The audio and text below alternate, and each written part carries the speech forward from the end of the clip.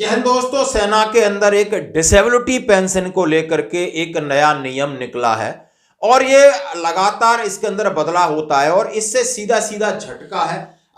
मेरी बात हुई थी, मैं सबसे पहले बात कर रहा हूं 2-4 दिन पहले कई कॉल आए, कुछ तो डिपो रेजिमेंट से आए लोग पेंशन जा रहे कि उनकी डिसेबिलिटी कम कर दी है, यानी इतनी कम कर दी और बंदे को ऑपरेशन में चोट लगी है, ऑपरेशन में लगी है, श्रीनगर में लगी है। ऐसे बहुत से लोग हैं जो कॉल कर रहे हैं कि उन्हें एक ऑपरेशन में है और वो अग्रीवेटेड भी हैं, सारी कंडीशंस भी हैं। पहले उनका जब बोर्ड हुआ था तो 50% था, जब लास्ट में अब वो पेंशन जा रहा है, आरएमबी कर दिया है तो 5% 10% दिया जा रहा है। आखिर 5% 10% से उनको क्या नई पॉलिसी के मुताबिक कुछ पैसा मिलेगा नहीं मिलेगा? एक का बोर्ड का रिव्यू था और वो बोर्ड रिव्यू था, बंदा 100% उसको मिल रहा था और रिव्यू करने के बाद उसको 20% कर दिया, तो आगे उसको मिलेगा या नहीं मिलेगा? किसी का 2 साल बाद रिव्यू है। बहुत सारी असमंजस की स्थिति बनी हुई है। लेकिन दोस्तों खबर खराब है, खबर शायद सुनने लायक नहीं है कि यानी ये ऐसा नियम और ऐसा फिल्टर लगा दिया है जिसमें डिसेबिलिटी पर जवानों को बहुत कम रेयर चांस है कि उन्हें इसका फायदा मिले।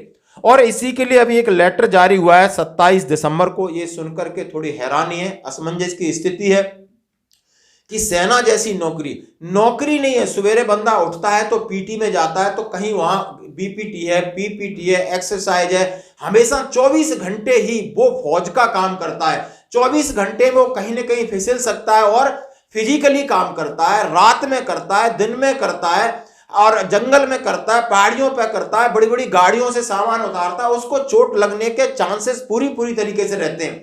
अब सवाल उठता है वो काम करे या शरीर को बचाए?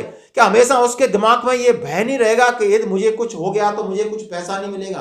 कितने स्पोर्ट्स होते हैं, कबड्डी होती है, कुश्ती होती है, लोगों के पैर वगैरह टूट जाते हैं और आज ही वो फौज में पूरी नौकरी करते हैं। अब वो खेला यूनिट के लिए और पैर में लग गई चोट और उसकी इंजरी हो गई तो अब उसको कुछ भी ना मिलेगा, फौज भी उसको अब भेज देगी, तो फिर कैसे काम चलेगा? लोगों के आज मोराल की बात है, आज हक की बात नहीं है, हक की बात नहीं, ये सेना के मोराल की बात है और इसको बहुत अंदर से विचार करना चाहिए था।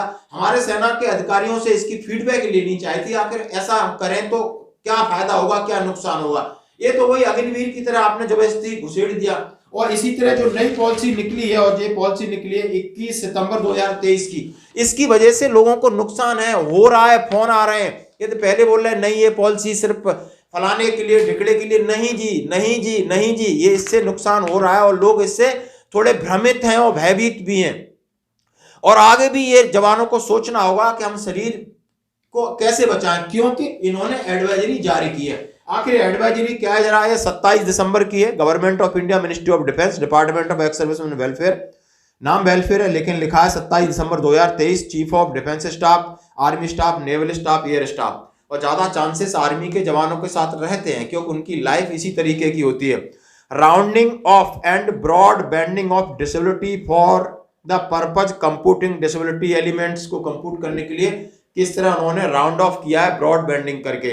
मतलब जैसे हम अब इसके आगे हवाला दिया है, इन्होंने बड़ा सिलसिलेवार लेटर लिखा है बड़ा समझदारी से, लेकिन उस लेटर में पढ़ने से आपका लगेगा the undersigned in direct to refer to para 7.2 of this ministry of letter number 12/97D pension C dated 31/1/2001 wherein rounding of criteria table for determining the extent of disability या functional incapacity for computing the disability average disability जो भी है, the same is reproduced below of reference this based on communication of DOP and PW issued by letter number so and so 2000।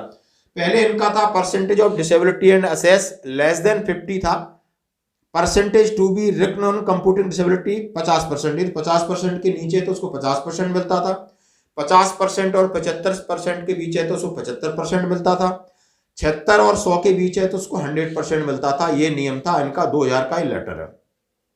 फिर इन्होंने amended किया broad banding procedure in civil side and rationalized by the issue of amendment notification, यानी जिस तरह civil में उसी तरह सेना के अंदर कर दिया जाए। क्या लॉजिक है, सिविल में कहां चोटें लग रही हैं? फिर उन्होंने 2011 में अमेंड किया percentage of disability assess by medical up to 50-50, more than 50 and 75-75 उसको बराबर कर दिया, यानी सिविल वालों को फौज के बराबर हिसाब से दे दिया।